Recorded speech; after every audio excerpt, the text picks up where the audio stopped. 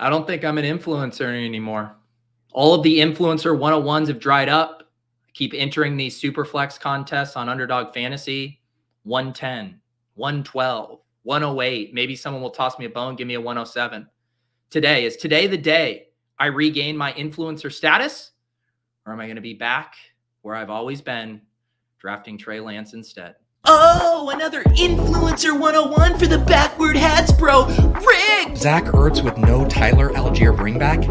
Yikes. You reached around for correlation? That's a no-no. You ADP bros disgust me. How about you just live a little? Handcuffing might actually be a way to get unique if the field's avoiding it. The Wi-Fi at this resort is a disaster? These fucking streamers don't have player takes. What if a piss boy draft is the room you need? Oh! All right. Good morning all around. GMs. What is up? Loot Acquirer. Good morning, sir. GM Paul, GM Nick, GM Michael. What is up? We're getting off to a hot start. Trey Lance is dust. That's what you do. You put Trey Lance on the thumbnail and you start evoking strong emotions on a Monday morning here. Let's see. Good morning. Yes. Let's scoop some Lance this morning. The best way to start every day. Trey Lance in your drafts. Anthony, Leone members only gated content. Yes, crying emoji. I did another YouTube member stream with Leone on Saturday night. Got a ton of good feedback on that. And look, Anthony, this is what I'll say, buddy.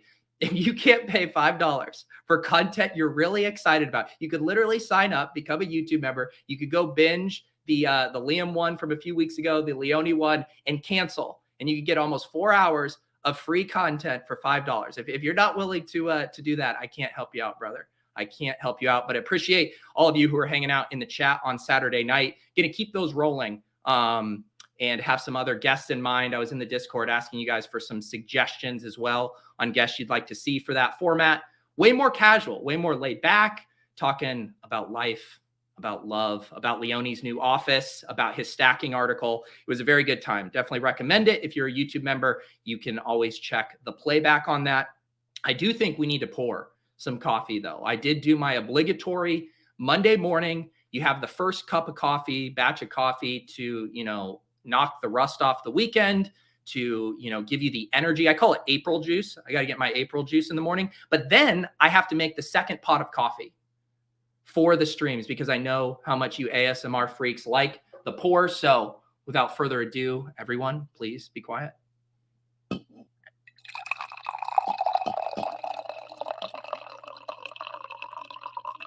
Oh yeah.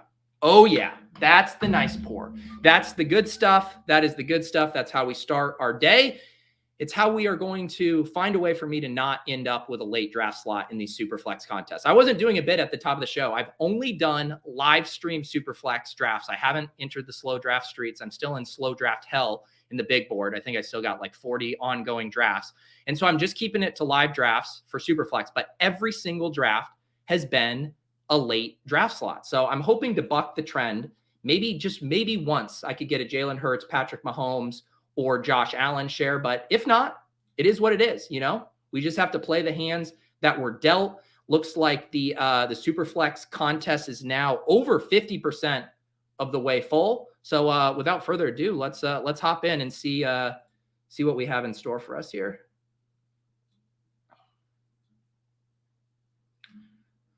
And I will get my screen all situated. Are you kidding me? 112. Are you trolling me now?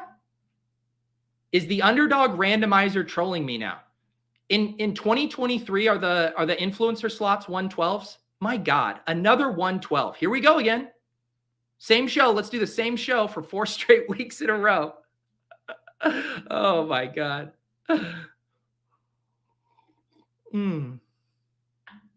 Oh my goodness.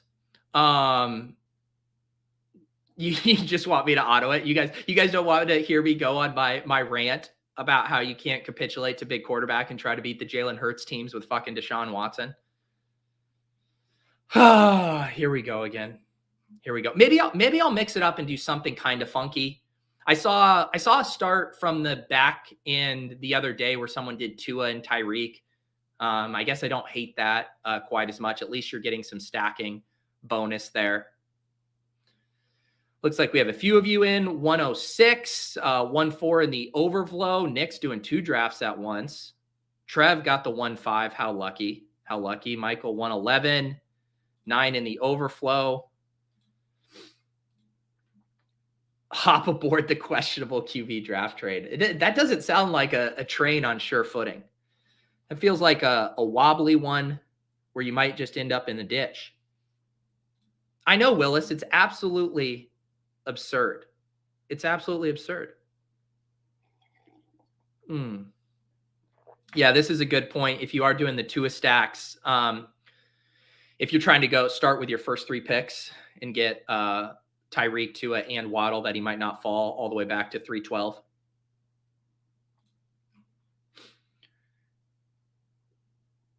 The DFS Patriot got 103. Is that you? Are you BILF?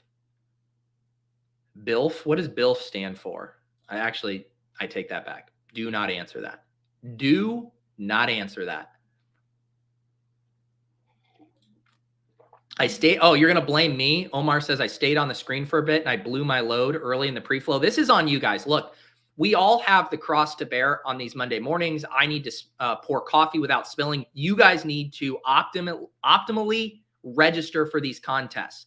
I feel like my patterns are pretty predictable. Pull it up on the screen. I telegraph my actions. It's on you if you don't have it figured out.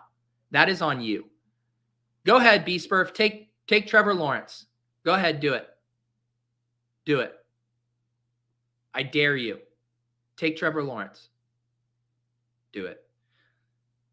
On Splash Play. Okay. You are going to give me Trevor Lawrence. Look, it's your guys' lucky day. It is your lucky day. I'm going to do Trevor Lawrence and Tyreek Hill. There we go. Aren't you guys happy? Round it. Can I get a standing ovation from the crowd for taking a quarterback from the 112? Can I get some credit? Can I get some credit here, guys? I'm finally trying to mix it up for you. Did I want to take Trevor Lawrence there? Absolutely not. But I can tell that you hyenas need some fresh quarterback meat tossed to you. Otherwise, you're going to be cranky all morning. Thank you, Tyler. Tyler's applauding with his pants off. That's right. Value Hound, 4 picks past ADP. What pushed that down? Okay, Travis Kelce was the kind of off the board pick there. Right? What's Kelce's ADP in this? 13.6. So Kelce going at 110 is what pushed that down for me. Look at all these badges. Look at these smart badges, not capitulating to big quarterback. Look at Phil. Phil doing the cowardly start. Lamar Jackson and Daniel Jones. Nice job, Phil. You at least filled out your running back spots. I am thanking B-Spurf. Thank you for your service, B-Spurf.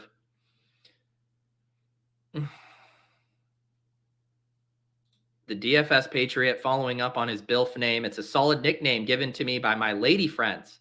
Wow. Congrats on the sex, DFS Patriot. Multiple ladies calling you BILF. Wow. No one ever has called me PILF. Congrats.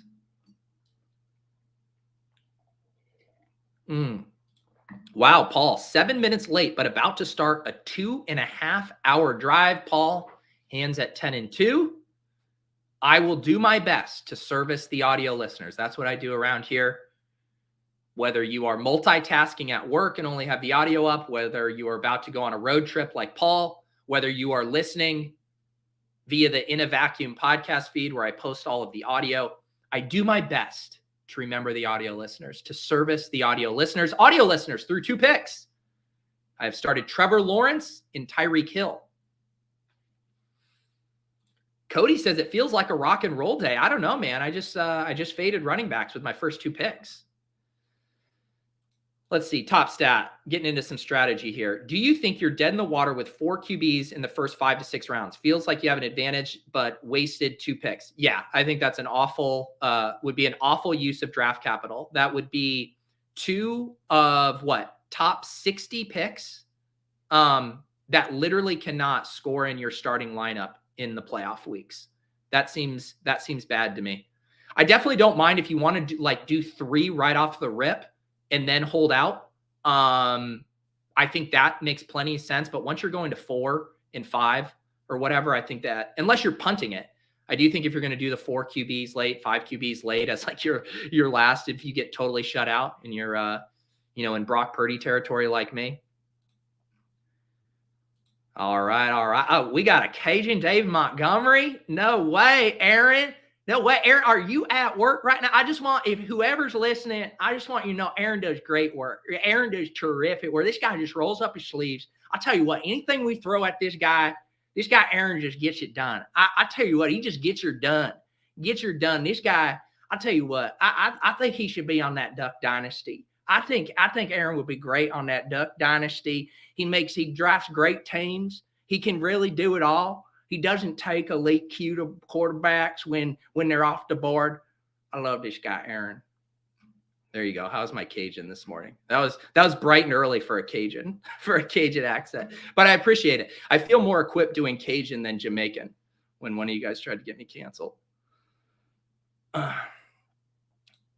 That's right, Don. For the chat readers, Pete has his hands at 10 and 2.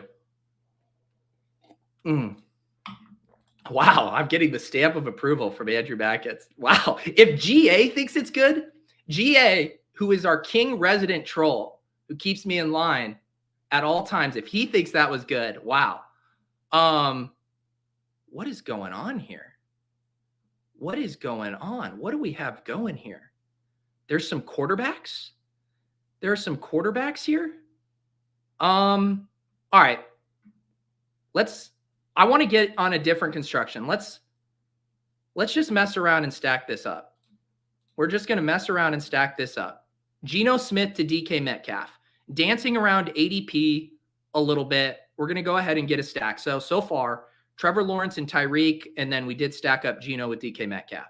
I don't even know if I like it. I'm just trying to live a little. Just trying to have a little bit of fun. Chris is just here to feed the ducks during draft number 2. That's right. I withhold the music from you guys during the first draft because it'll spoil you guys too much. And I feel like my dulcet tones are the only audio you guys need to get through the first draft. But yes, for the second draft, we will, of course, feed the ducks. Look at you. Congratulations, Macker. I don't even know how to pronounce your username. I'm a sicko and I'm now a VIP. What is wrong with me? You know what's wrong with you? You just like supporting content creators. That's what's wrong with you. That is your fatal flaw. That is your toxic trait.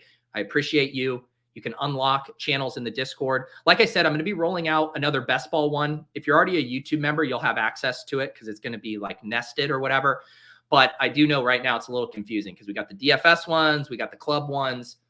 There's the randomizer one. So I'm going to get another one there just for you, Best Ball Value Hounds. And I should roll that out soon, but I appreciate all of you guys joining. We are McVibes. We're going to mess around and find out. I appreciate you not saying fuck around and find out. This is a friendly program. You never know. You never know who's listening in the car with their children right now. That's why we say you want to mess around and find out. GM Yosh. Aaron says, you concerned at all about your boy Breece not being ready for training camp? Did you not hear the news? There was actually just a news story about Breece being on track. Let me pull up this article here. Did you guys not see this? Here we go. Am I concerned? Breece Hall's fantastic recovery from ACL bodes well for the Jets. I mean, this is wheels up here, guys. This is wheels up. We're hammering him. Breece looks fantastic, said head coach Robert Saleh. He's expected to be ready for week 1. Training camp appears unlikely. We're talking about training camp? Training camp? We're talking about training camp? Nah. Breece Hall be ready for the games. We're good.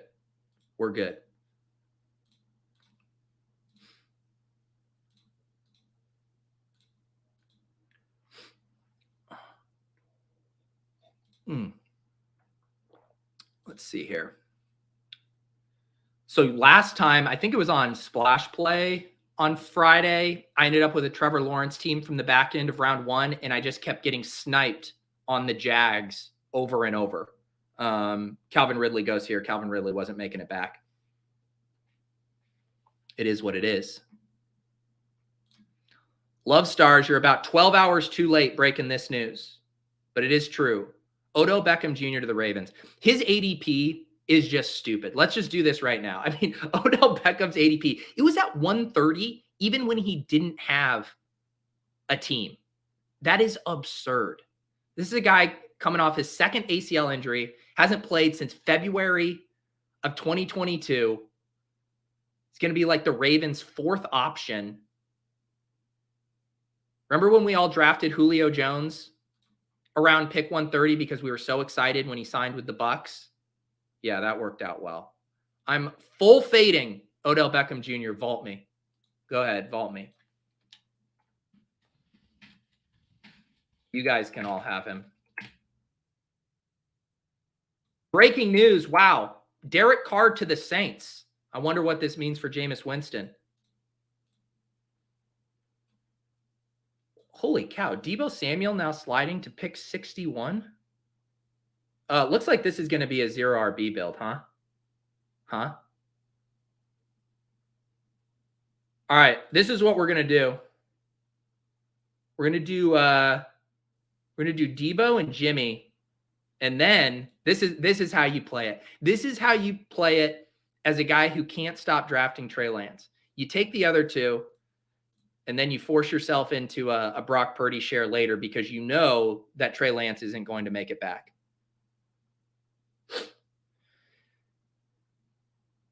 This is a different build than I've done so far in Superflex. I have been getting one of the, I don't know, top 12 running backs, I would say. Normally through the first 4 rounds, I have at least one running back. But this is going to be a 0 RB build, which I haven't done and I'm excited to do in this format. But man, this pocket of running backs, the Najee, Dalvin, Aaron Jones, it's fine, but I'm still not taking those guys over a guy like Deebo Samuel.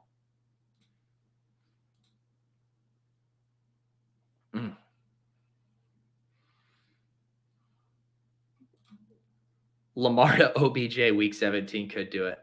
It's too early in the morning and too early in the off season to do the what if he's the guy you need? What if he's the low advance rate player you need in week 17? I think it's like plus 400 that Odell Beckham is even playing by week 17.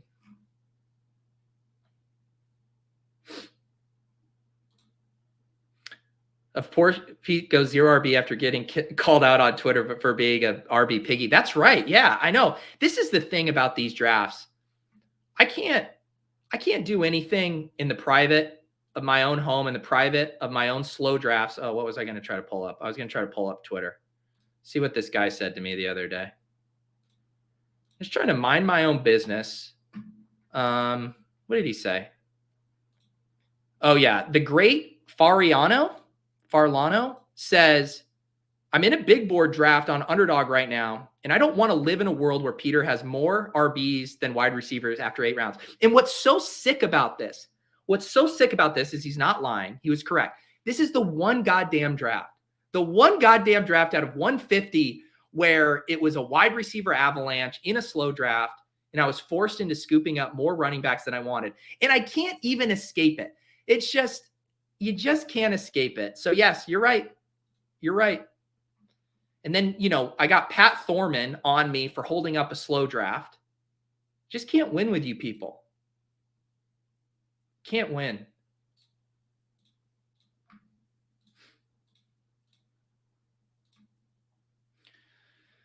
Vaporware GM Jens just joined. Is 2023 the year of the influencer 112? It's starting to feel like that. It really is starting to feel like that. Long gone are the days where the influencers were rewarded for their hard work, for their thought leadership. Nope. We're just one of the rest. We just put our pants on one leg at a time like the rest of you guys.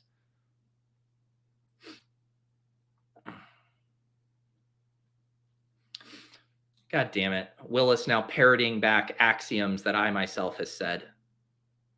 I'm down so bad. Nick says, I'm a robust RB bro now. Can't believe you've changed. No, guys, I'm going to go true 0 RB in this draft. The brand is in absolute shambles. In shambles.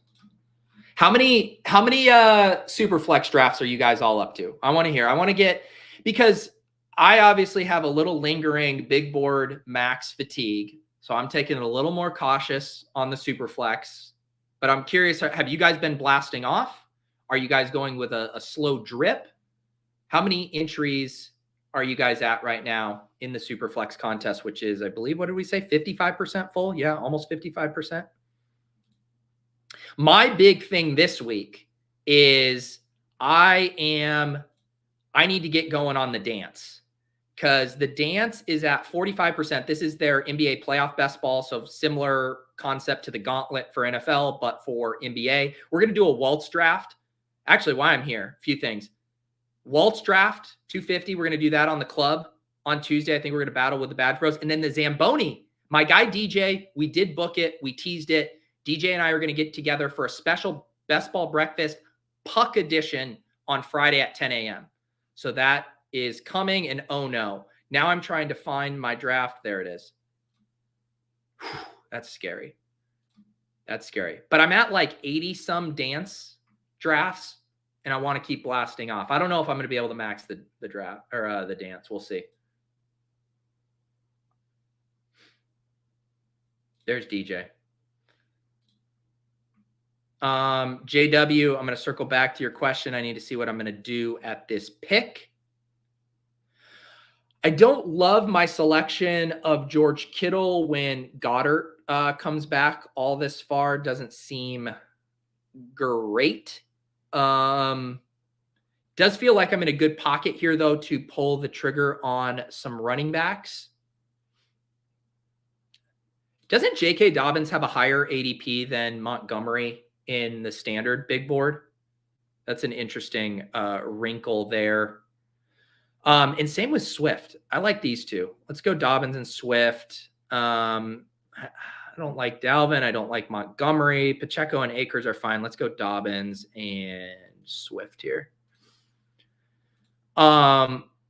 All right, let's see. JW says, thoughts on 0 RB on this format pre-draft? Maybe better chance at hitting it big with a surprise day 2 pick, etc. Not too difficult to sweep a lot of the rookies RB in that tier 3-4 range. Yeah, I agree with you. I mean, I think it's always a great day, a great format, a great structure to do 0 RB. But yeah, if especially like you said, I do think a lot of these rookies, as we kind of start to get a little bit more clarity on what kind of draft capital they might have, they do feel underpriced in the whole, just knowing that a few of these guys will be massive risers. We will see some Dameon Pierce-esque rises from some of these rookie running backs. So if you feel really confident about your pre-draft evals, or like me, you don't feel confident in your pre-draft evals, but you feel confident in loading up on the cohort of rookies, yeah.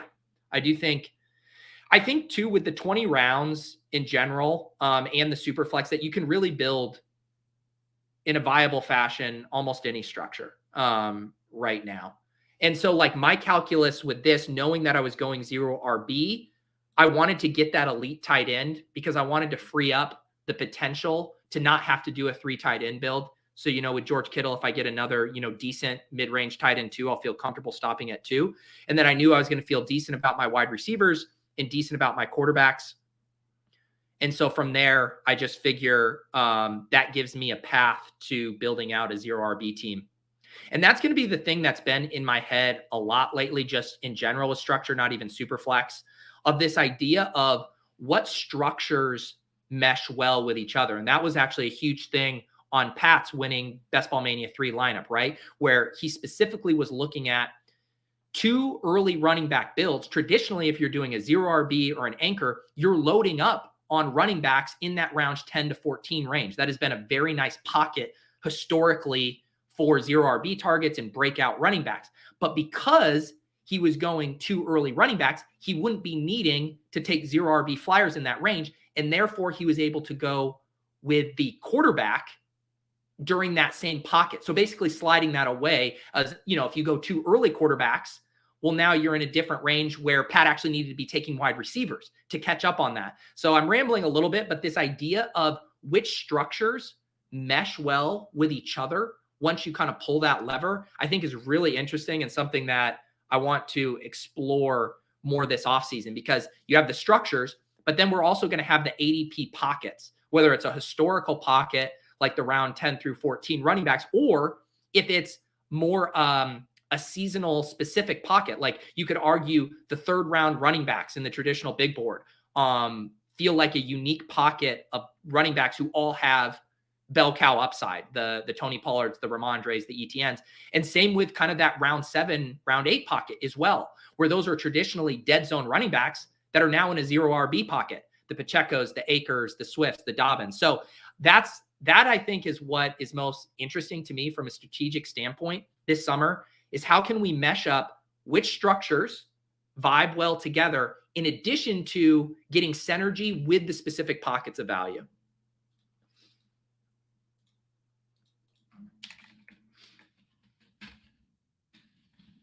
All right, what do we have coming up here? I am at the 9-10 turn. I have a 2-2-3-1 so far. Trevor Lawrence, Geno Smith at quarterback, J.K. Dobbins, DeAndre Swift at running back. We are now on the clock.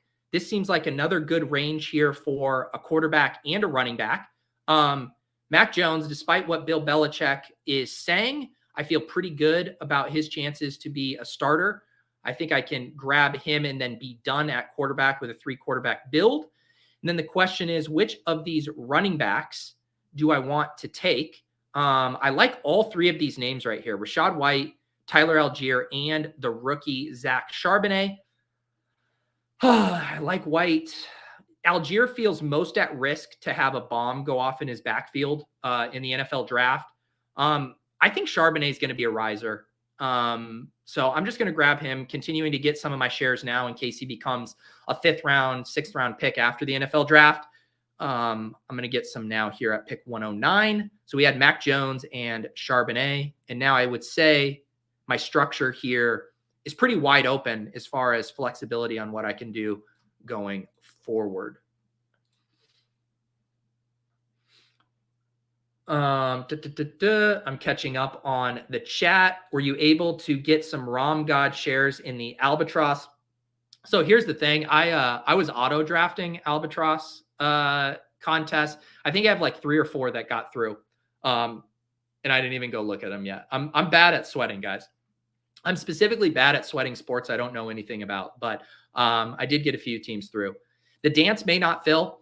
I will say right now, it seems like it's a long way away from filling. However, the liquidity in the dance market has been popping. Like last night and this morning, I hopped in a draft or 2 and the rooms were snap filling. So I think now that the playoffs are more solidified from a matchup standpoint, I think you're going to see people piling in to draft those. I even know some of the daily badge bros, even my guy Andy, who's been grinding the daily version and was waiting. He hopped in, and I see him now drafting some more of the dance team. So I think we're going to see the 150 maxers coming. I think we're going to see some of the casuals now feeling more confident drafting. And so I don't know. I would guess we get to, 85, 90%. That'd be my guess. Neil says, the whole conversation you had last week with Davis, I was basically thinking of good to go. Was happy to see you bring it up in the PO box. Oh yeah. Neil referencing. So yeah, last week I did a TakeCast episode with Davis, the audio on the TakeCast, the video is on my channel. And we were talking a lot about the wellness hack, trends that you see going around right now. Everyone talking about fucking cold plunges and longevity and all of this stuff that is very much in vogue.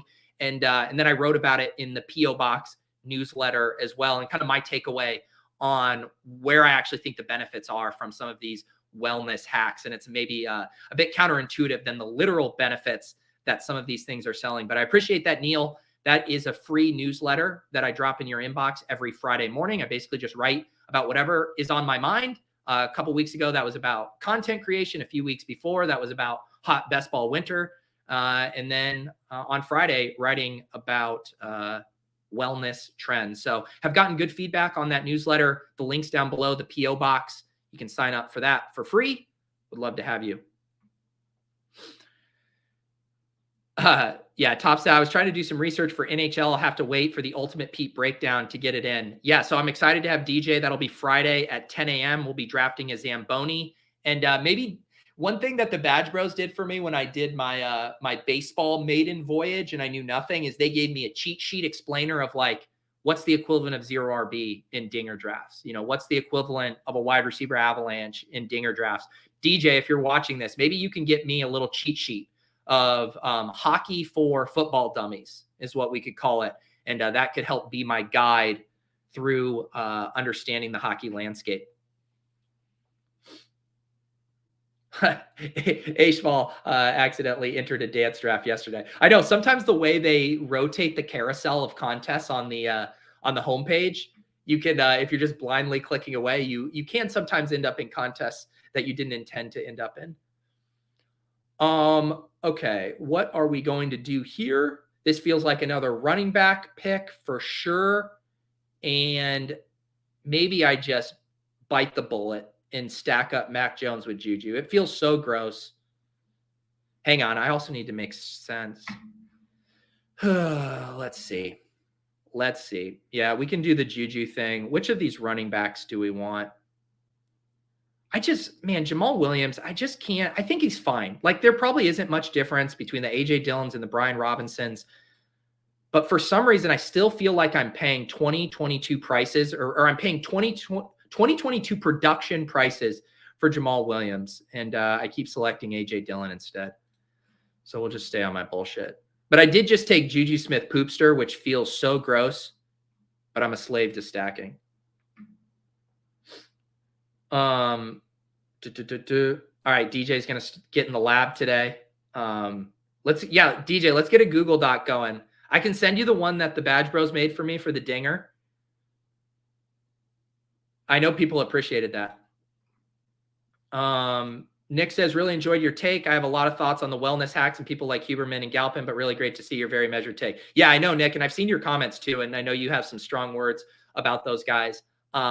And I think I'd probably lean closer to your take as well. Maybe not as extreme as you're like calling them, frauds and grifters or whatever. But I certainly know what you mean. And I do think the big takeaway for me, and, is my takeaway in that newsletter, is that a lot of this stuff gets sold as a one size fits all, or this one simple trick will help you do all of this. And really, if you are just getting back to really the basics with sleep and eating healthy and exercising regularly, that's all you ultimately need. And so my take was, though, if one of these wellness trends or hacks makes those other, simple tent poles or those pillars easier for you to achieve or to sustain, good habits, then by all means, that's kind of my take with it. But I can't help but laugh when I see $10,000 cold plunges for sale.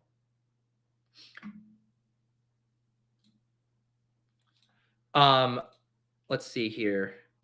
I am going to, we might have a real quick special guest swinging by here in a second, just for a quick pop in. Yes, Jonathan, I watched Succession last night. Holy cow. We won't do spoilers. I'm not going to do spoilers. But man, that came out of left field. Like, I was thinking about how funny it is that this show, this change up that they do, that they go from the disgusting brothers to what we saw happen at Connor's wedding last night, and kind of the range and the confidence in the writing to pull that off was awesome. And even the whole way they shot it, the way they made it seem, they put even uncertainty in your head. Is this really happening? The whole time I was like, is this a setup? Is this a stage? And then it really unfolded. And it was like the audience and the kids were grappling with this same question in real time of, is this true or not? It doesn't feel like it could be happening. Very phenomenal piece of television. I imagine they are going to win many Emmys for this season and that show last night in particular. Yep, exactly. Looks like we all, no, it's not April. It's not April. Sorry. I shouldn't tease it that hard.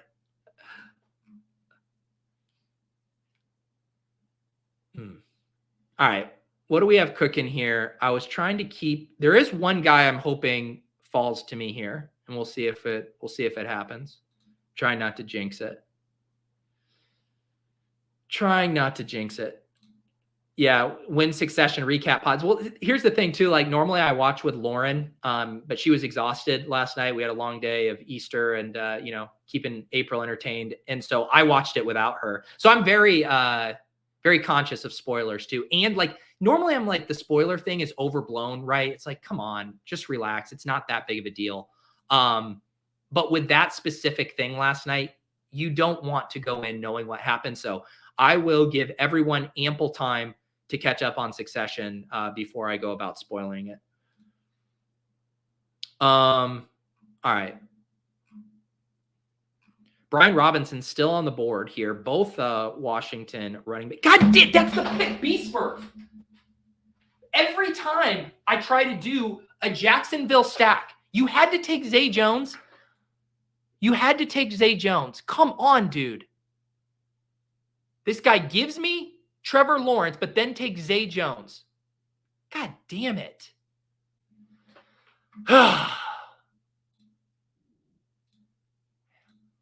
Fine. Now I'm just on tilt. I don't even know what I'm picking. I don't even know what I'm picking anymore. Ugh. This is disgusting. Take another wide receiver here. I'm not taking Adam Thielen. I'll just take the Chargers version of Zay Jones. Why couldn't... God damn it, B-Spurf. Back-to-back days of getting brutally sniped. Come on. You in the chat, Spurf? Defend yourself. Now I love B-Spurf. Back for getting called a troll. Yeah, that's right, buddy. Burning money for content. Do you know the only person who gets to burn money for content around here? It's me. You guys don't get to burn money for content. All right. Let's see. Do I have my guest here? Jokah, are you here? I am here. Can you hear me? I don't know why my phone doesn't want to display the camera. I was going to say, we just have a black box right now. I'll maybe let you try to figure this out. This is our March Madness, one of our March Madness champs in the Deposit Kingdom. We had a nice, large March Madness contest. I did promise that the winner could come on the show to gloat. I didn't know it would be underneath a veil of secrecy here. But Jokah, congratulations on your big win. How did you know that UConn was the guy you would need in Week 17? I guess I'll let you in on a little secret, Pete. When I saw it posted in the Deposit Kingdom Discord, I sat my wife, my two small children down. I said, I have to grind 80 hours minimum, watch tape on every team, because I have to put the effort in to win this free roll that Pete posted. And, when it paid off, I saw UConn, they had a 7-4 guy. I figured, why not just take the team with the tallest guy in the tournament? I love it. I love it. Wait. But really what happened, very, very straightforward game theory. I just looked at brackets, saw Ken Palm rankings, figured out offensive and defensive efficiency numbers that usually win the tournament. I think last 19 of 20 times. I probably did 15 minutes worth of research. And, you don't want to pick a Houston or, a team like that everyone else is picking, because if they win, you don't really gain much out of it. So I just picked a team that I don't think a lot of people would pick. Got lucky. Here we are. Look at you. Look at you. And yeah, and a huge shout out again to our friends over at Run the Sims. Justin Freeman, he sweetened that prize pool, gave a $500 top prize to first. You and Lohman split it. It was crazy because you guys had the exact same score in our ESPN bracket. And then I went to see, I was like, all right, technically there is the final score prediction or whatever, but I was like, that seems silly to do it as a tiebreaker, but I went to look regardless. And you guys had a nearly identical score prediction. I think you were like 74-72 and he was 74-71. So you guys were nearly in lockstep on that one. Weird. I saw that we had the same exact points every single round. I don't know. I don't even know who the guy is. So, kudos to him as well. Like I said, it's very, it was just dumb luck. I think I've watched 10 minutes of college basketball this season, did 15 minutes of research and threw it in. I wish I threw it into every free contest I saw. I think it was like 99.7 percentile on ESPN. You But just you had the equivalent of when you have your single entry team only in one contest that goes off, and then you're like, why didn't I put it in all the other 3 maxes and stuff? correct. I mean, but if you put in a single entry on DraftKings, you have to at least play one lotto, a $3 lotto with it, just in case you have the nuts that night. Just in case, for sure. And of course, it was so fitting because another one of the prizes that Freeman was kicking in was, subscriptions, an annual subscription to Run the Sims. And of course, you are already an OG Run the Sims member, so that kind of has a way of working out. Yeah, a couple of years ago when you had a stream with Justin when he first launched the site, and it really caught my interest. It's cool to be able to look at all those numbers, and even I like using it on the Underdog pick'em slips to see, oh, okay, well, this guy's projected. Justin has him projected at, or the Sims have it projected at 63 yards, and Underdog has it at 50. That's an obvious over, and I just Right. build slips out that way. And I see you, But yeah. you're grinding in the Badge Bros channels these days too. Oh yeah, for sure. I mean, I'll let you go, and you can go back to your drafting here like a true sicko. But yeah, if you want to join other true sickos, go in Pete's Discord, go on the Best Ball, the Badge Bros channel. Sorry, because there's literally people talking about basketball at 3 a.m. for the next day's slate at 6 p.m. There's people talking baseball all night. There's people talking golf all night. I mean, and I honestly do believe if you're like a small grinder like I am, your money is way, way, way better on Underdog than it is on DraftKings or FanDuel, because you got to deal with all these guys that have kind of figured out the salary cap game. I'm not saying it's solved, but they have Sims and they're just way better than you. And then when it comes to drafting, I mean, every draft is different. Anything can happen. It's just so much easier. And I know growing up, I loved everything fantasy drafts. I would be a sicko and register like 30 baseball teams just to draft. I wouldn't even, when I was younger, I wouldn't even keep up with the team. I would just do it just to draft because that's how fun drafting is to me. So yeah, I mean, I love the Underdog, and if you want to get into that, I would recommend doing it. Go to Pete's Discord, Badge Bros, shout out them. That's really all I want to come here and talk about. Thanks for having me, Pete. I appreciate you. And I also appreciate you the other day when I was auto drafting Albatross teams and you told me I was taking a very contrarian strategy and auto drafting Ricky Fowler, who you alerted me wasn't going to be participating in the Masters. And I like how you gave the caveat, unless you were doing this as a low advance rate game theory play. Thank you for thinking that I might be that galaxy brain. That is true. I mean, I think you have to check Baseball's. He had a sheet in the Badge Bro Discord with everybody and who they were, what every golfer was signed up for, basically. Like, so it would say Masters no, PGA Championship yes, blah blah blah. So I think Ricky might be in the next one. So if you got any Ricky teams through, you might be okay. I don't know. We'll see. All right. I'm gonna go digging through, and this is a lesson, guys. Just be smart when you auto draft. Maybe upload a set of good ranks and don't just raw dog it like me because you get FOMO and pile in there. But Jokah, congratulations. Appreciate you in the Deposit Kingdom community. Congratulations on shipping and sharing some of your special sauce. I'll let you get back to your day. All right, thanks, Pete. Have a good day. Shout out Badge Bros. Like I said, join the Discord. Peace. All right. Thank you to Jokah. Congratulations. While he was on the air, I made a couple more picks here, still reeling from my Zay Jones snipe. Ended up taking Mike Gesicki. Some call him Mike Gesicki, but I have Mac Jones, so I'm calling him Mike Good-Sicki. I'll be better. And then I took Nico Collins. I was trying to randomize a little bit because I'm almost always take Rondell Moore in that spot, but I said, you know what? Let's take Nico Collins instead. So this is the team now through 16 rounds. We got 3 quarterbacks, Trevor Lawrence, Geno Smith, and Mac Jones. Our running backs, J.K. Dobbins, DeAndre Swift, Zach Charbonnet, A.J. Dillon, Brian Robinson. Look at all these plotters. DeAndre Swift, my only hope to catching passes, and maybe a little Chardonnay too. Wide receivers, Tyreek Hill, DK Metcalf, Deebo Samuel, Juju Smith-Poopster, Joshua, not Zay Jones-Palmer, Nico Collins, and then tight ends, George Kittle and Mike Gesicki. I have Geno stacked with Metcalf. I have Mac Jones stacked with Poopster and Gesicki. And I have Trevor Lawrence, sad trombone, not stacked because B-Spurf had himself a morning.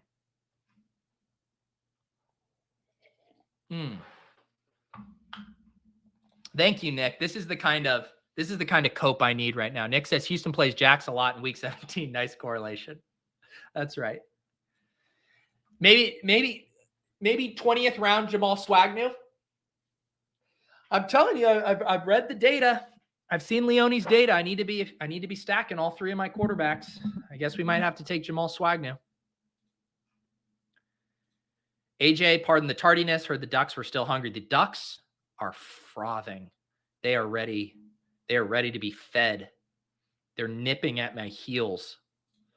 Man, Adam Thielen really kicking around. Are you guys going to make me get my first Adam Thielen share? Someone please take him so I don't have to. I'm begging the room. All right, we're going to do why? What? No, I can't. It's you know what? I'm already having to rehab my image after a couple of those tweets. I absolutely cannot do it. I cannot do it. Like, how am I taking Adam Thielen over Khalil Shakur? Right? How? I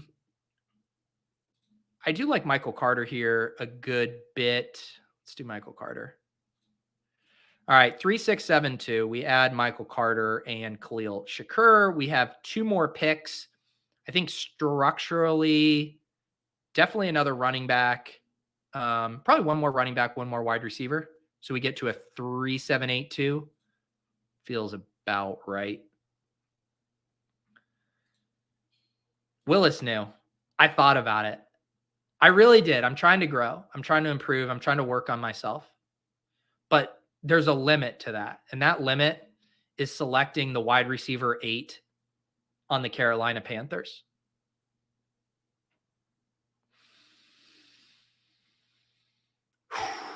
Deep breaths. Yeah. I mean, these are the kind of predicaments you get yourself into, right? Because you can one pick, right?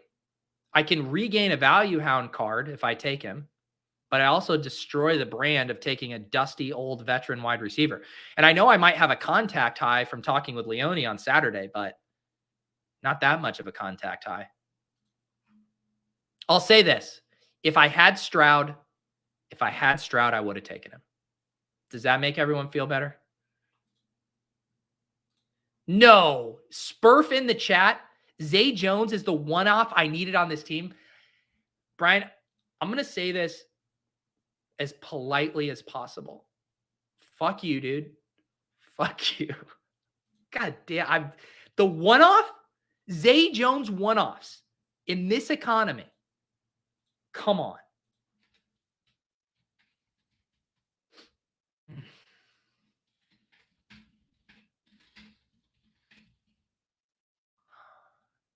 Brian's been banned for life.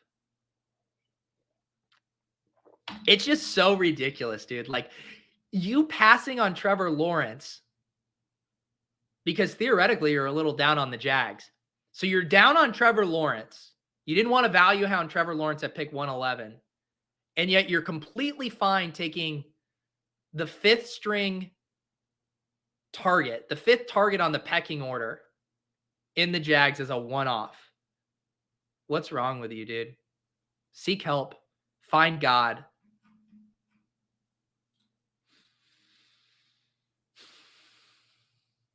It's just like the thing, the Jags, right? There should be so many avenues to get the stack. ETN, Calvin Ridley, Evan Ingram. All of those failed. Don't worry. No one wants Zay Jones. At least I can hang my hat on the Jag of all Jags, Zay Jones. Nope. Even he's taken from me. Even he's taken from me.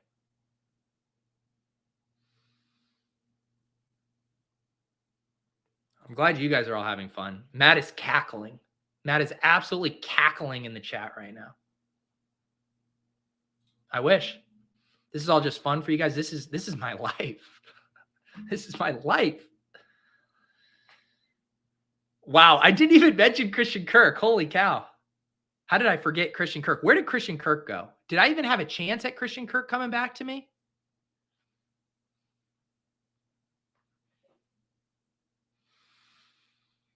I guess I could have.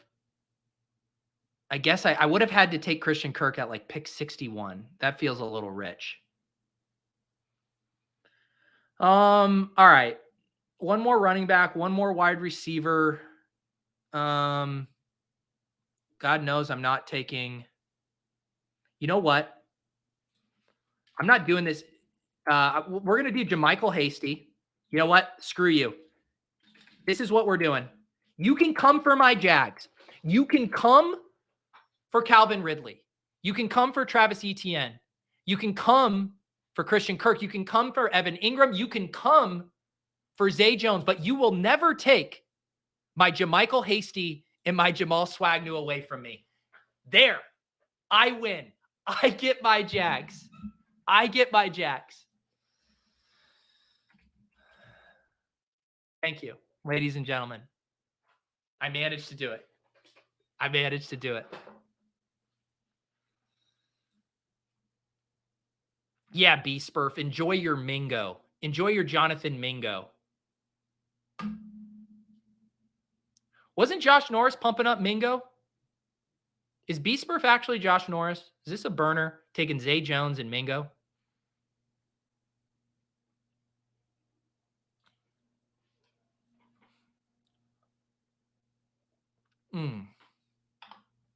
I appreciate that, Spurf, but I can't trust you now.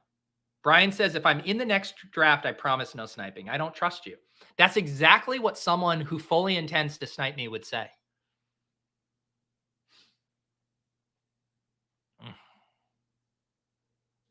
We're all about coming full circle with the bits around here. Ooh, I like this theory. Purple Yo says, and this is for the audio listeners, Brian has his avatar on YouTube. It looks like a lovely family photo. I think I see a wife and 3 kids, including a newborn, but I think it's staged. I think if we did a reverse image lookup on this photo, I think he just stole this from a family. I think he's a rogue actor, potentially a plant, here to sow chaos in our streets.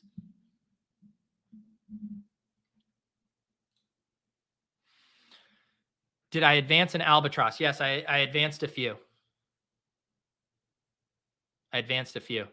All right. We're going to hop in another draft in a second. I did want to mention, I had teased the Best Ball Data Bowl last week. Was it last week? Yeah, that I first mentioned this. Yeah. So this is going to be something I'm working on with my friends over at Fantasy Data Pros. They have awesome courses for people looking to basically take their fantasy football content to the next level. If you're looking to make charts, basically they can help level up your Excel game, or in my case, my Google Sheets game. And they teach you Python in an easy to use way. And they are going to be the sponsors of this Best Ball Data Bowl. And I'm excited. I already got some of the submissions from last week. A couple of you guys registered. That's going to be an ongoing thing this summer. And hopefully too, like seeing the article from Leone is inspiring you guys about some of the kind of best ball deep dives that we can do this off season. And yeah, I'll show you guys some of the things from the course. My guy Lou Dog, who's been helping me out with videos, he's taking the course right now and is going to be stopping by to show us some of his stuff.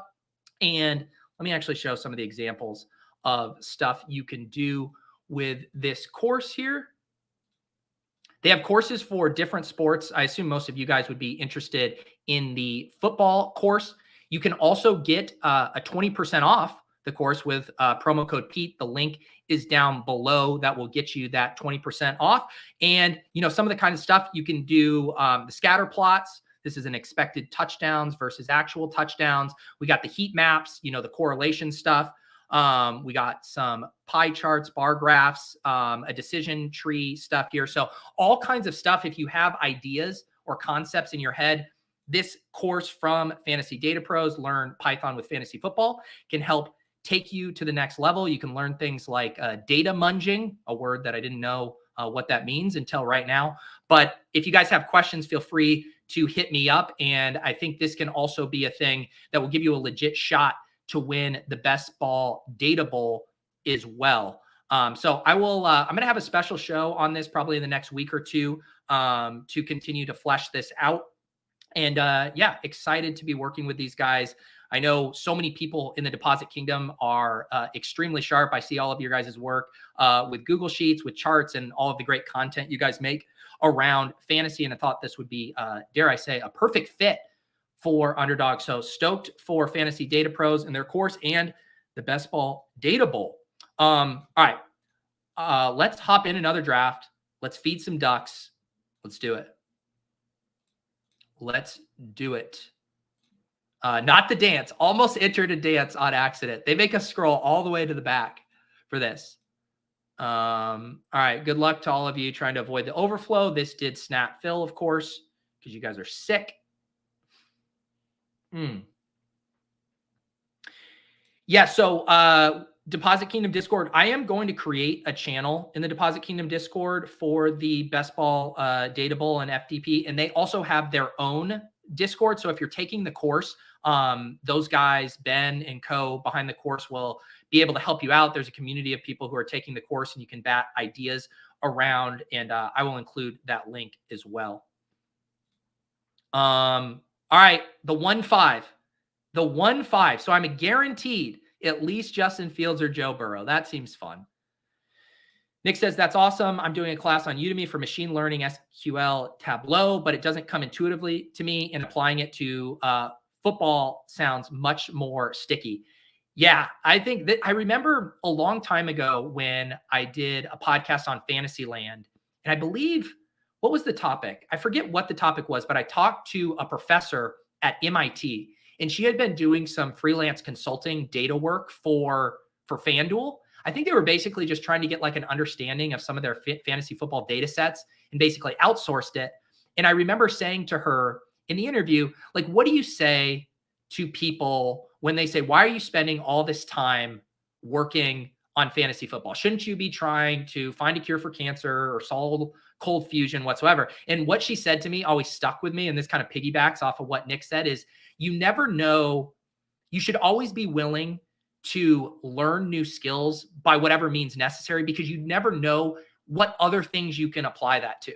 So if you can learn a new skill because fantasy football, is intriguing to you, then who knows what other kind of areas or avenues you could apply coding or any of that to. So I always thought that was a good way to look at it. And even me, as like a really rudimentary, like Google Sheets and spreadsheet bro, and just understanding basic statistical principles, like I've learned all of that through fantasy, through DFS, through Best Ball, which is really a fun thing. I actually think I would be probably more limited in how I think about probabilities and distributions of outcomes and all of that stuff. So you know what? Fantasy football gets a bad rap. We are rightfully called virgins a lot of the time, but I do think it's cool to have data sets to work with that are actually interesting to us. And then you can go about and use them in other parts of your life. Shit, I forgot to feed them. Thank you, Chris. Thank you, Chris. Here we go. Now we're here. Now we're here. Oh, yeah. That shit slaps. And while I was talking, I did take Joe Burrow at 1-5. I did go ahead and take Joe Burrow.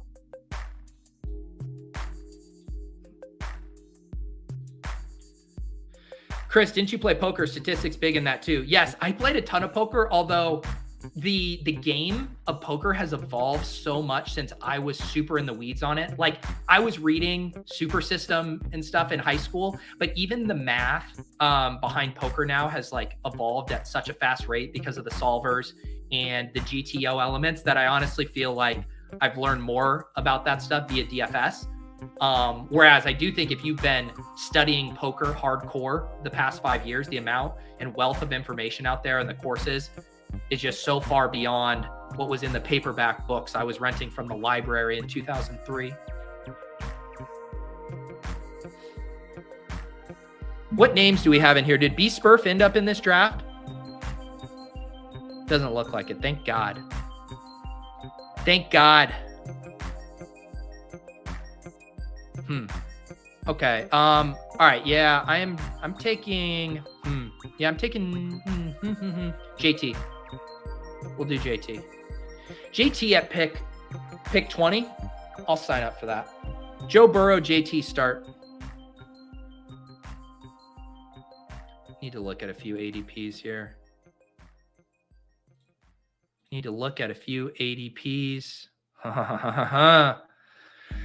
Oh, I see something that's not going to happen.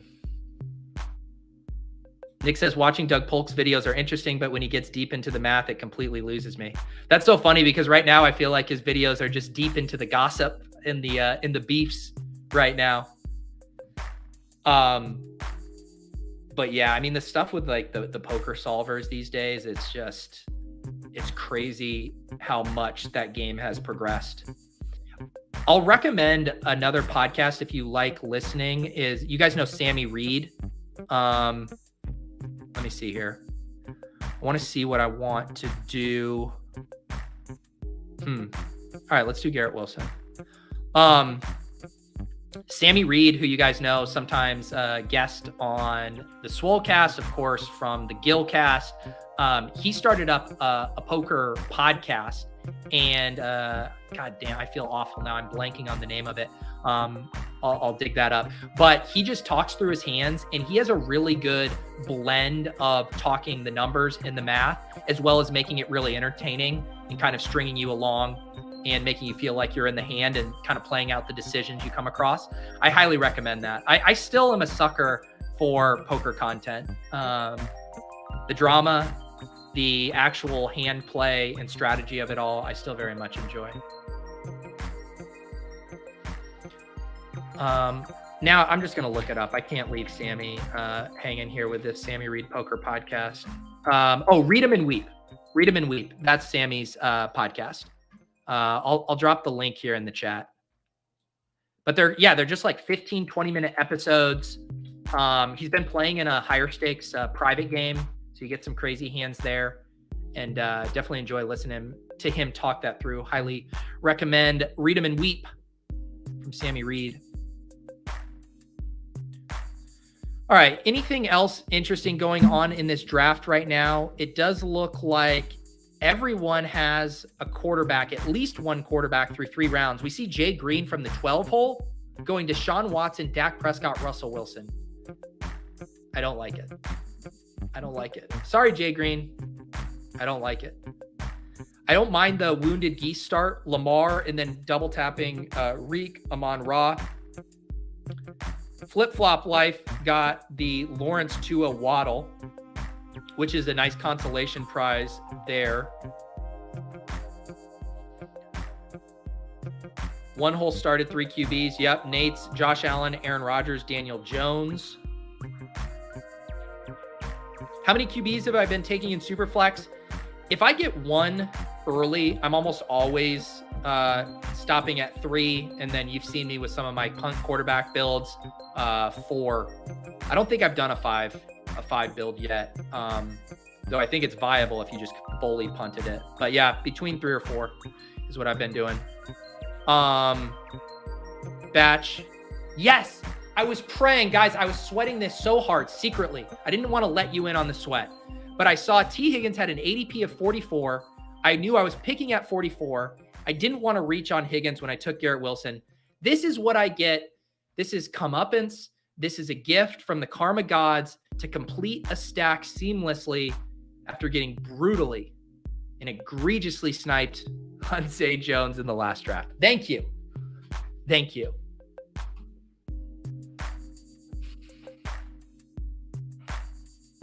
I win $100,000. Thank you, Love Stars.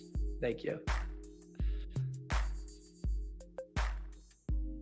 I appreciate that. Did you guys all huddle? Did you guys all huddle and kind of was like, you know what, let's do something nice for Pete. Why don't we all just do something a little nice for Pete and let him have T. Higgins? I got to pour the rest of my coffee to celebrate that.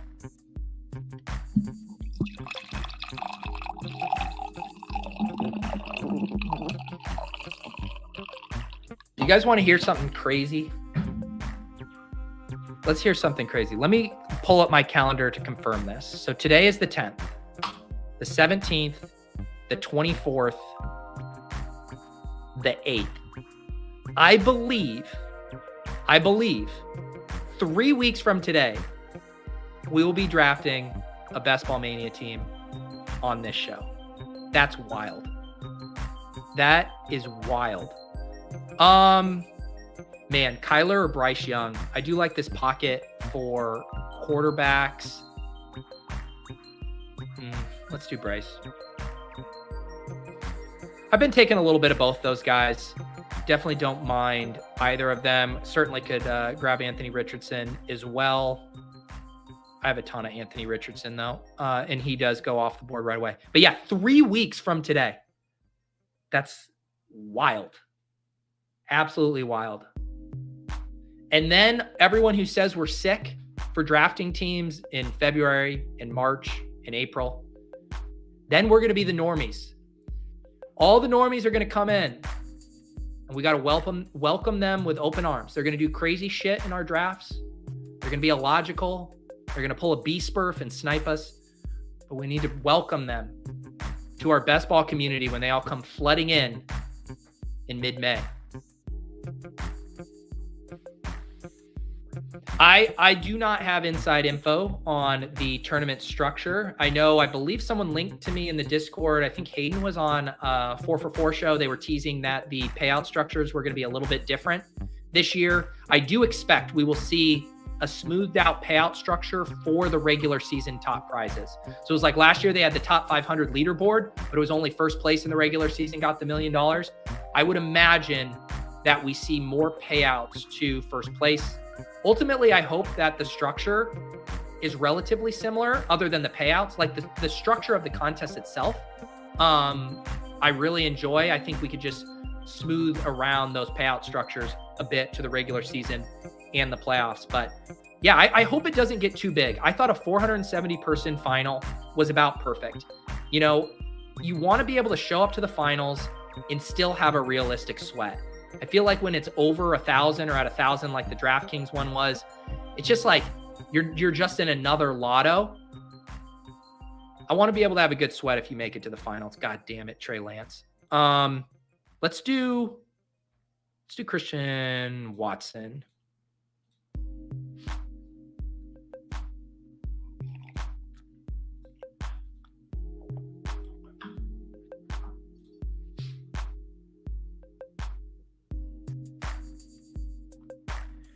Yeah, and the thing about less week 17 focused is by pulling more of the money, because last year, literally all the money except $1 million, right? It was what, a $10 million prize pool? So $1 million of it went to weeks 1 through 14, one person, and 90% of the player pool or the prize pool was in week 17. So I think if you slide that scale a bit more to where, I don't know, maybe it's 50-50, maybe 50% of the prize pool goes to the top 500 finishers in the regular season. Now, all of a sudden, you have a very different strategic, like optimization puzzle to solve. And that's really my dream for the contest, is that half the people in your draft room are trying to have a high advance rate team, essentially, a team that performs really well weeks 1 through 14. And the other half are sickos like us optimizing for week 17. I think that would be the perfect thing. And I think I mentioned this on the show with Davis, where it's like a dynasty league where you have half the managers are trying to win this year and the other half are rebuilding for the future. And that dynamic creates lots of interesting strategic things within the draft itself or within the league itself. And so I'd love to have people building with different things in mind. And the prize pool can kind of dictate that in a way.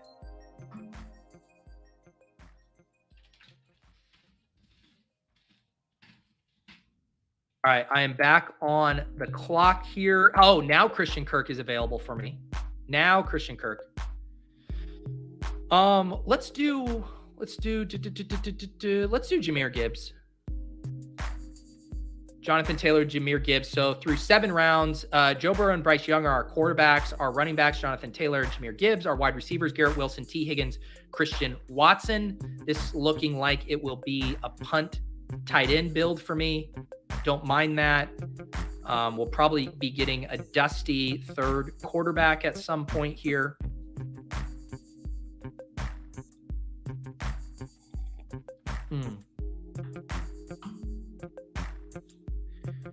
Frankie says the overflow is 14 picks behind you guys. Wow, you guys are really slacking in the overflow. What is up, Danny? Danny says, join late, but I would love to throw Hassan's name in for a Best Ball After Dark guest or any other show. He always kills it. Wish he was on more shows. I love this suggestion. Hassan, of course, a mainstay over on the Ship Chasing channel. Very smart dude. Some hot takes. He's been known to piss off a few continents, a few different countries with some of his spicy hot takes. But yes, I love this suggestion. Look at Spurf. Spurf got guilt tripped into becoming a YouTube member. This is how you do it. You berate someone for sniping you so hard that they feel the only way they can make it up to you is by becoming a YouTube member. Or either that, he just really wanted to listen to the Leone conversation from the other night. But I prefer to think that this is an olive branch. We're good now, B-Spurf. We had beef. We're good now, bud. We're good.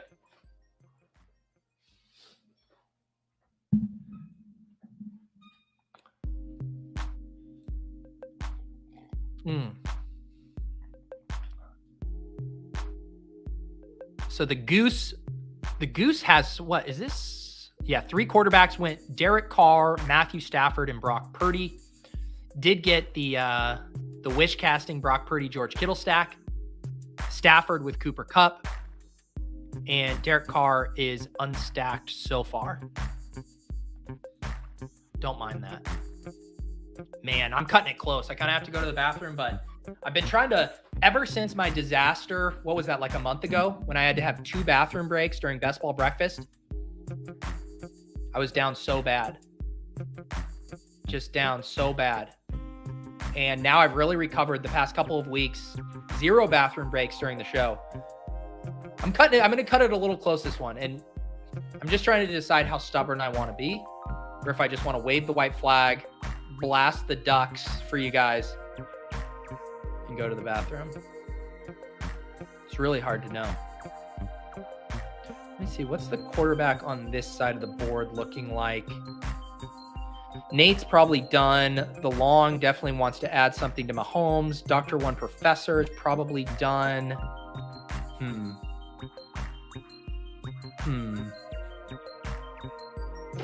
I don't think I want to risk it. I don't want to think. All right, just back-to-back Mac Jones drafts. Back-to-back Mac Jones. Doesn't feel great. It doesn't feel great. It's much funner when you're doing back-to-back Anthony Richardson, Trey Lance drafts.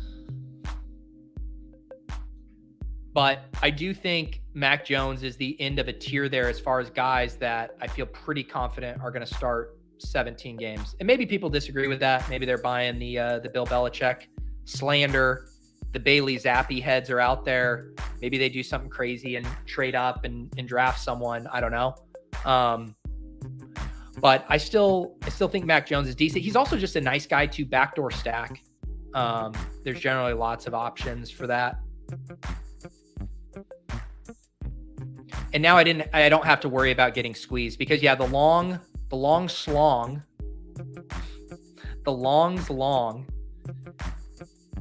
took Howell to go with Mahomes. I wouldn't be surprised if he takes another quarterback here too after punting after Mahomes till round 8. And then it really starts to dry up. No, he doesn't. But yeah, now you're in Tannehill, Mayfield, Levis, Brissett territory. All right, do we go? We have this batch of running backs here. It is really hard for me to pass on Treylon Burks. Nothing I want to do at tight end. Tight end is kind of dried up here. This running back tier feels pretty flat to me, but Burks feels like he's in his own tier. So let's take Burks. This is a pretty fun team. I'm not going to lie. I like this team. Burrow, Bryce Young, Mac Jones, Jonathan Taylor, Jahmyr Gibbs, Garrett Wilson, T. Higgins, Christian Watson, Treylon Burks. Seems fun. I said B-Spurs family wasn't real, and then he gave you money. This is how I win. Oh, or Rand Dazzler has the galaxy brain, that he's just trying to keep his enemies closer, trying to infiltrate my life in every which way.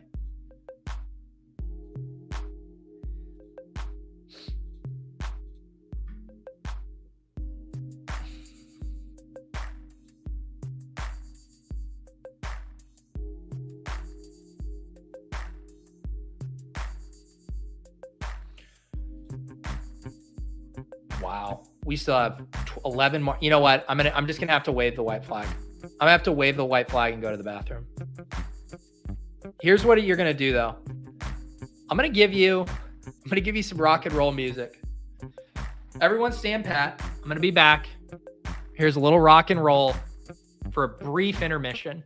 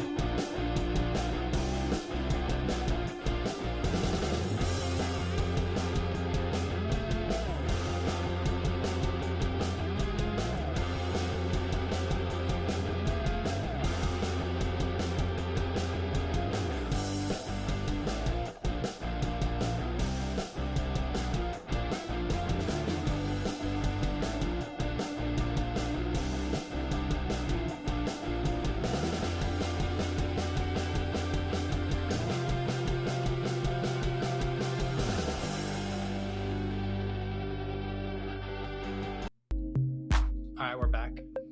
We're back.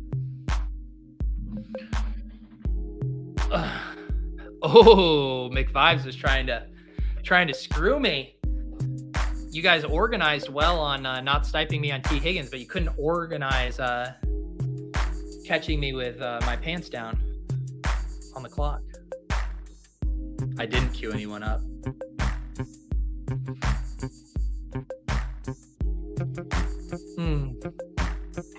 Wow, that's awesome. Logan says, my girlfriend ended up getting 4th in the March Madness pool, officially got her hook.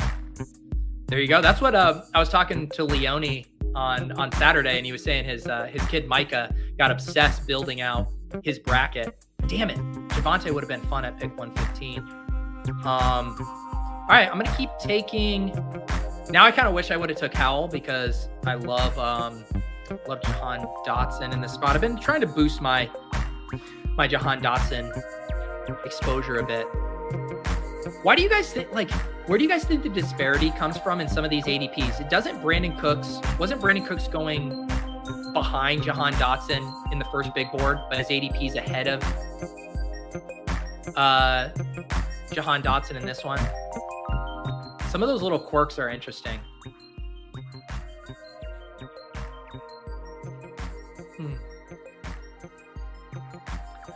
Guy in the draft that filled before yours has taken 6 straight running backs to start. That's who the rock track was for. Shout out to that individual for blasting some rock music.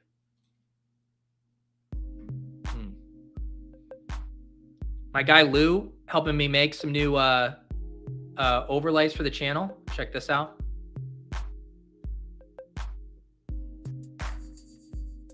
Look at that. Subscribe if you guys are watching. We do best ball. If you're watching for the first time, we do best ball breakfast streams every Monday morning at 10 a.m. We've also been putting out some best ball tips via shorts. I also wrote up, if you guys haven't checked it out, over on Fantasy Life, I did write up a strategic primer for the Superflex contest. That is available. This feels like a running back range here as we continue to punt tight end. I refuse to take Alvin Kamara. Herbert or Damian Harris feels fun. We'll take Herbie. We'll take Herbert. I've been struggling with Herbert in that I feel like his price relative to Deontay Foreman's is a little rich.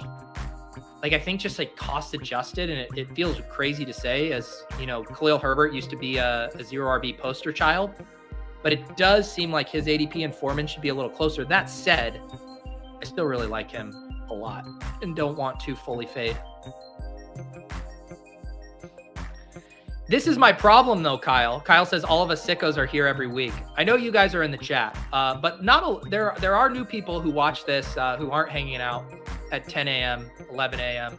on a Monday morning. We're trying to be more welcoming, Kyle.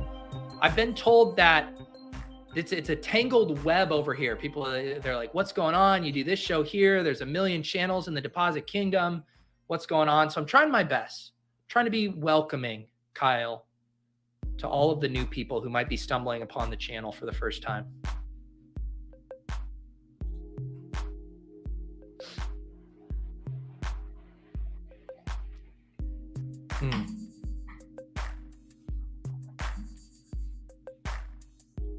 Oh, you wanted me to do the Gabe Davis and Damian Harris picks?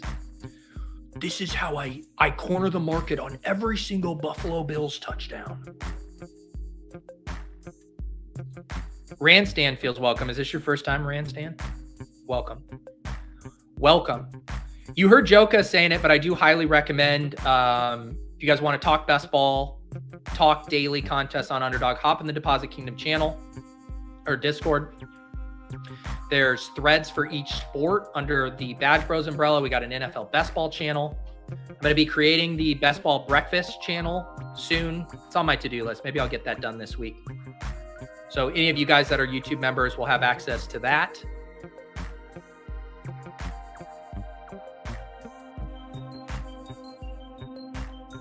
First time probably typing at least. Well, based on how you forgot to put a space in between at and least, I would agree it seems like it's your first time typing. Sorry, I had to. That was low-hanging fruit. I need to be more welcoming. Welcome, Randstan. Welcome typing in the chat for the first time. Next year, you adopt the Denny method, alienate your entire audience every login. That's right. What is up, Johnny Footballs? I know that was rude. I apologize. Let's see. This seems like it's going to be a fine range for the tight end. Oh, man. Am I going to do a second Juju Smith-Poopster stack? Or do you do, I mean, he's not going to fall to me. He does go here. Are you guys buying this Zay Flowers to the Patriots stuff? Zay Flowers spotted at Boston Logan Airport. What was the last one we did that with? Was that when Larry Fitzgerald was spotted at Logan? There was the photo of him. Larry Fitzgerald to the Patriots. I just spotted him at the Dunkin' Donuts in Terminal C at Boston Logan.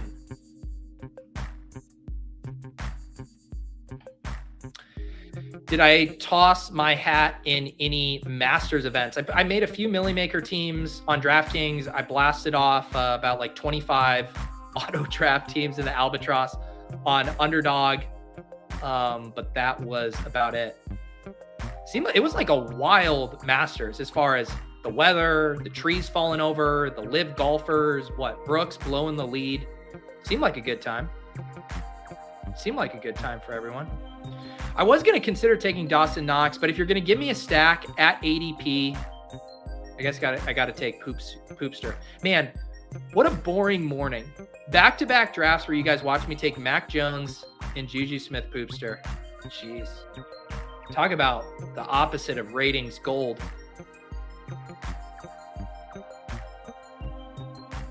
This is a fun question. Gavin says, what's the latest round you feel comfortable taking your QB1? So what I was looking at, and when I wrote up this strategy piece on Fantasy Life, was looking at all of the quarterbacks who were available after pick 50. And that's, I think, kind of where I don't want to be going too much further than that. I'll pull this up here real quick after I make this pick. Now Deontay Foreman's there. Let's get our double stack. Let's get our double stack here with Burrow. So we'll go Burrow to Boyd and Higgins. Let me pull this up. And I don't know if some of these ADPs have changed since I wrote this up, but these were the quarterbacks I was looking at here for my favorite punt quarterbacks. I'll drop the link to this article in the chat as well. So you have the Lance, Richardson, Kyler Murray. I dubbed those guys high risk, high reward. You have the mystery box rookies, Bryce Young, CJ Stroud, Will Levis. Obviously, Richardson is a mystery box as well. Boring statue QBs like Jimmy Garoppolo, Mac Jones, and second-year leap candidates Kenny Pickett and Sam Howell. So I'm comfortable, clearly, waiting until after pick 50 to get my quarterback one, but then you really would want to get at least two of these guys and ideally 3 of them, to make sure you're baking in some kind of floor ceiling combo for your team.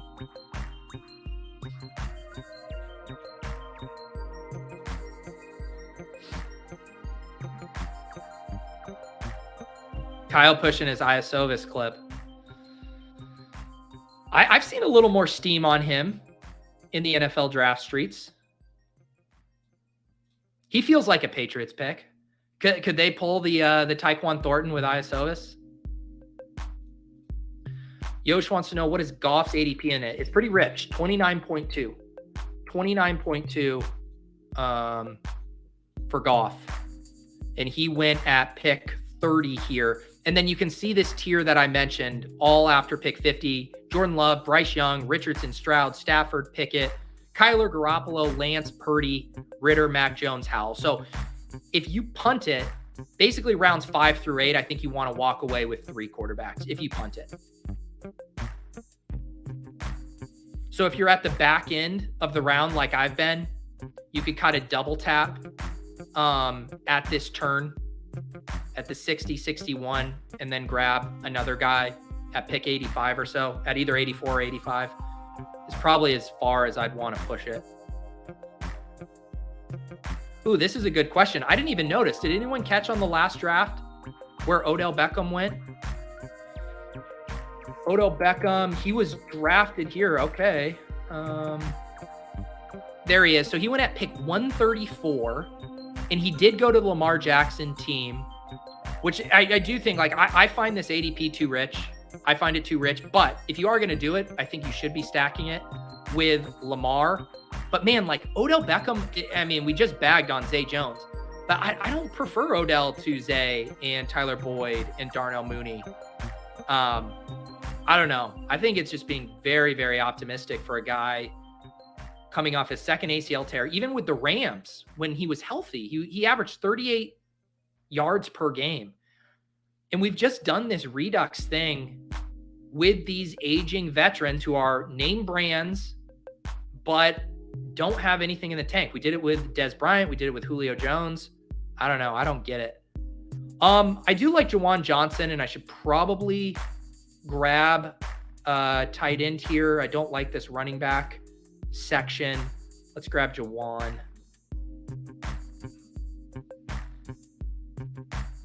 I'm going to need to hit running back hard in the back half of the draft because I took 2 stacking detours that I think ideally probably just where I was at the pockets in the draft, or I should say structurally, I think these would have been better as running back picks. But when the stacks line up nicely, and I do like double stacking my statue quarterbacks here. But we are going to have to make up some ground at running back. Wow. Michael saying Beckham went 117 in the underflow draft earlier. He went top 100 in a big board slow. That seems wild to me. Phil says I had Lamar in the last draft and passed on OBJ in hopes he'd fall another round. He's too rich. Yeah, I get it. Like, everyone gets excited about the shiny new toy. God. Okay, let's do Singletary. We have Bryce Young presumed to the Houston Texans. I've been taking both Pierce and Singletary. I think both of their prices are solid, and I don't mind being on either side of it.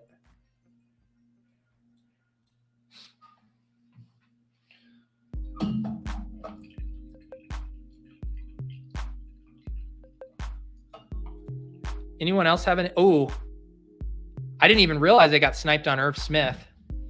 He would have been nice to tack on. Did he go well ahead of ADP? What's Irv's ADP? No, 176, went at pick 170.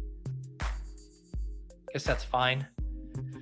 Definitely like correlating my tight end with my quarterback when possible. Missed out on Schultz with Bryce Young.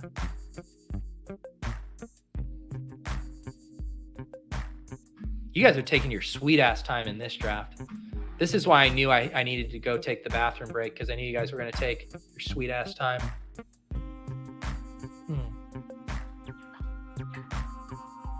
I didn't even ask. I'm so rude. I'm so rude. Did you guys all have a nice Easter? Did you guys have a nice Easter? It was a year ago at this time. I was sick on Easter. Didn't get to go over to my in-laws for our usual Easter dinner. I was childless and I was sick. This year, I ate my entire meal with a 4-month-old on my lap. That's how life changes.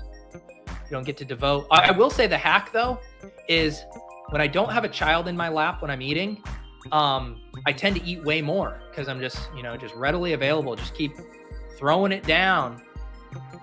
But you find yourself naturally paced when you're having to entertain a 4-month-old while eating as well. So that was the bonus. The bonus was I didn't overeat yesterday.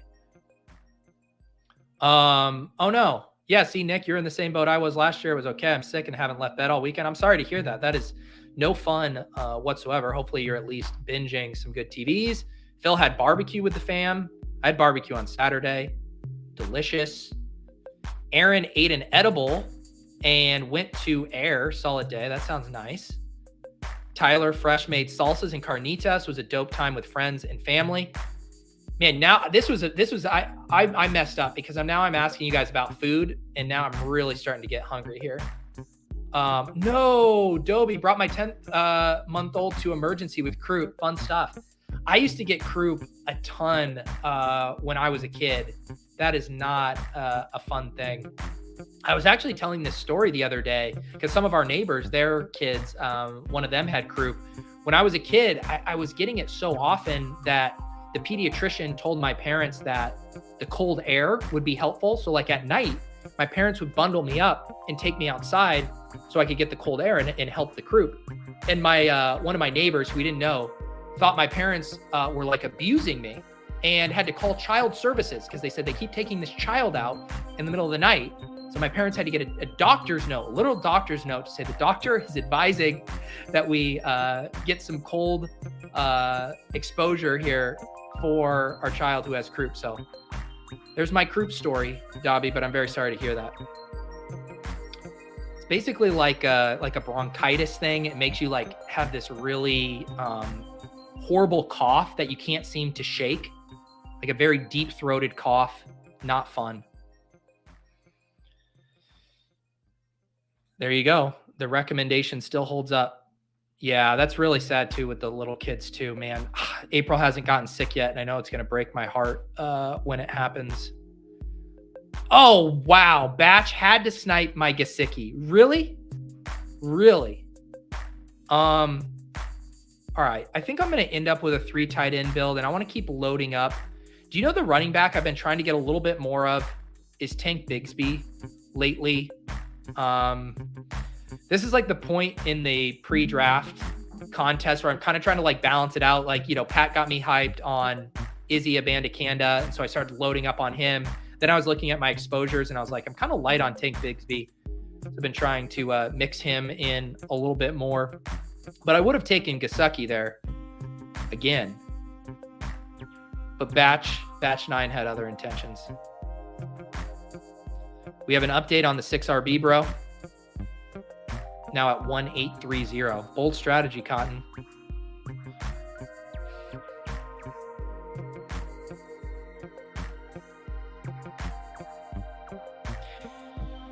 Yeah, the Odell stuff is interesting, right? I think the most interesting thing for me about Odell is what it means for Lamar and whether Odell Beckham would actually sign without an assurance that Lamar Jackson would be his quarterback. On the one hand, we saw their FaceTime, right? They let me make my pick here. Another guy I've been trying to get a little bit more. I do take a ton of Trey McBride. Let's do Dalton Kincaid here. I don't see any running backs I'm really passing on. Let's grab Kincaid. What was I going to say? Oh, so they did the FaceTime, right? Where Lamar Jackson and Odell are both celebrating here. I wrote about this in the newsletter. Did you guys see the photo of this FaceTime here? And so my thought here is like this. These look like the faces of two guys who plan on playing together. Look at these guys. Just happy as a clam. I guess in this preview, you can't fully see this here. Let me swap it over. This was the original tweet. I mean, you've got to assume that these two talking, Lamar saying, no, we're going to figure it out. I'm going to be back with the Ravens. I don't know. Either that or like, if he's leaving Odell hanging with Tyler Huntley, who people do forget is a Pro Bowl quarterback, that'd be pretty wild. So I do think the Odell signing is interesting as far as what it portends for Lamar.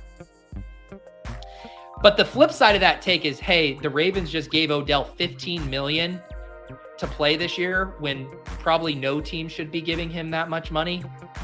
And he's just going to accept the bag wherever he gets it, and he doesn't even care if Lamar's throwing to him or not. Yeah, exactly. Yeah, Target Hawk, 15 mil guaranteed, probably playing a big part in his decision. I would assume if you were power ranking the things, 15 million, then playing with Lamar. But it is interesting. Did they really? OBJ and Lamar went clubbing in Miami last night. I missed that one.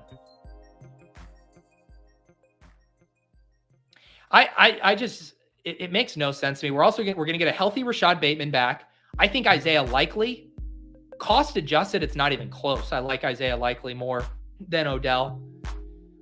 I mean, what we saw from Likely in year one, I think bodes really well for him growing his role. You still have Mark Andrews as the top target earner. I still think they will draft someone with like decent draft capital. So I don't know. I don't get it. Maybe I'll see the light on Odell, but I will have 0 at these prices. Yeah, this is a fair take. Sam says Lamar isn't the best communicator though. Plus Odell got the bag, so who knows? Yeah.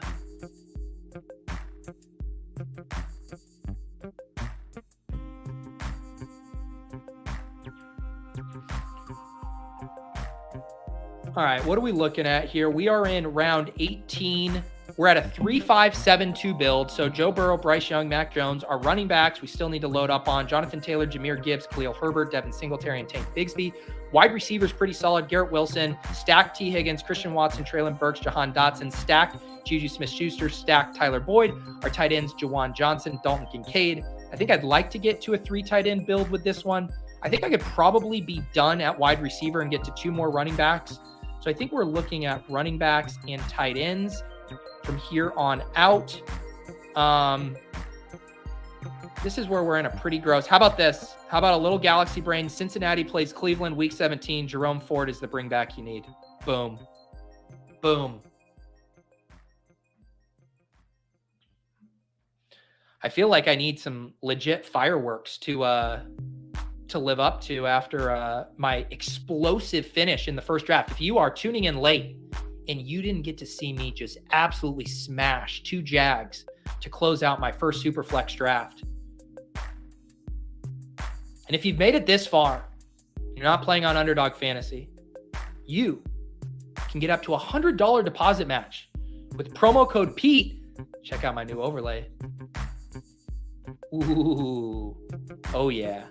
Oh yeah. Promo code Pete. $100 deposit match.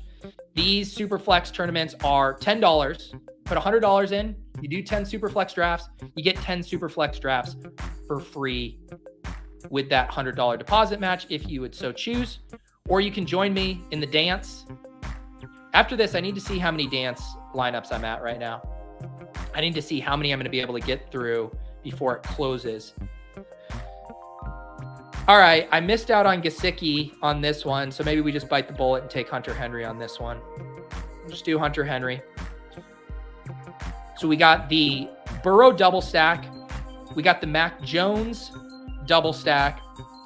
Bryce Young we just have with Singletary if we are working under the assumption that he goes to Houston. Would have been nice to get a Mechie or a Nico on there, but just didn't work out. I think we're done at wide receiver.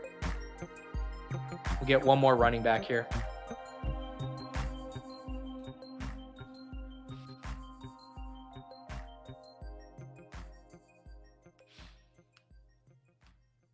This is a good question. Nick says, are they going to do a smaller contest between this closing and the NFL draft? I mean, again, I don't have inside information, but I just feel like in general, Underdog will always give us a contest if there is time for one. So, I mean, this is at 55% full. You know, I could maybe see them doing something like the backyard contest or another, you know, smaller form one, like the rookies and sophomores. But if we wake up, you know, in 2 weeks from now and we need a contest to draft on a Monday, my guess is Underdog will oblige us and they'll have something. I mean, Underdog's not dumb, right? They see how quickly these tournaments are filling. Like we're in the heat of NBA playoffs right now. And this dance contest at 45%, although this is filling very fast. But man, people love blasting off on NFL. So I don't know. My hunch would be if this fills with more than a week before the NFL draft, I bet we'd see something. Where's my, here's my NBA. So, no, that's my big board. Here's my NBA. I'm at 81 dance teams. I really don't think it's humanly possible for me to get to 150, even though I really want to. We're going to try. But I highly doubt it. I just don't think there's enough time. My OCD, not getting to 150 dances is going to drive me crazy. Although it's probably a blessing in disguise. Thank you, Underdog Fantasy, for not having slow drafts for the dance. Because God knows I would have maxed that via slow drafts.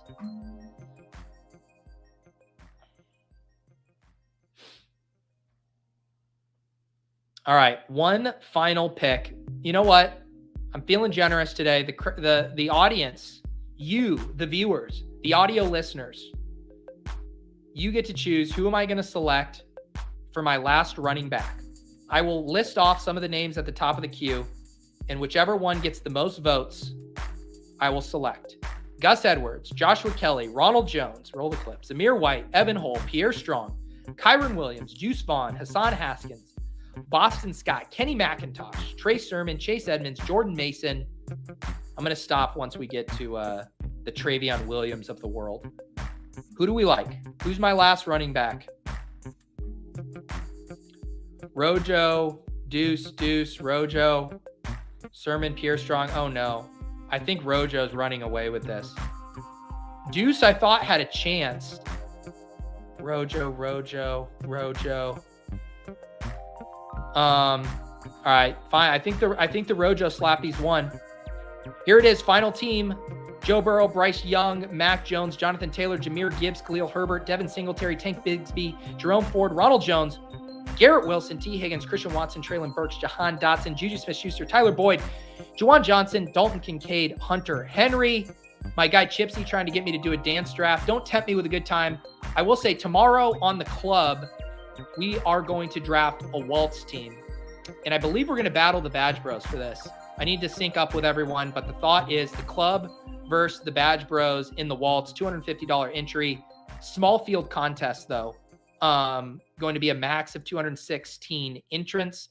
So we'll do some dance and some Waltz teams tomorrow on the club. That'll be at 4:30 p.m. Eastern. Let me see what else we have on tap this week. I do, let me see. I put most of my stuff on my calendar on here. And so sometimes the best way that I can go remember my schedule, let's see. So we'll have Splash Play tomorrow. We'll get my Fantasy Life Discord AMA. That's been fun. If you guys are in the Fantasy Life Discord, been doing office hours on Tuesdays. We'll have the club tomorrow afternoon. Like I said, we will be doing a dance and waltz draft. Swolecast is back this week. Ship chasing with Crack Rock on Wednesday. Crack Rock flaked on us last week, but should be back. Lulz, we'll have to figure it out. You see it right here. Best Ball Breakfast Puck Edition on Friday. Going to be a good week of shows, all here on the channel as well as over on Ship Chasing. Appreciate all of you guys hanging out. Good luck in your Superflex drafts. Thank you, B-Spurf, for, sniping me and, really giving me a bit of my own medicine. Sometimes I deserve that. I appreciate all of you guys. Have a wonderful week. Hope you all had a great Easter. We will see you guys soon here on the channel. Peace.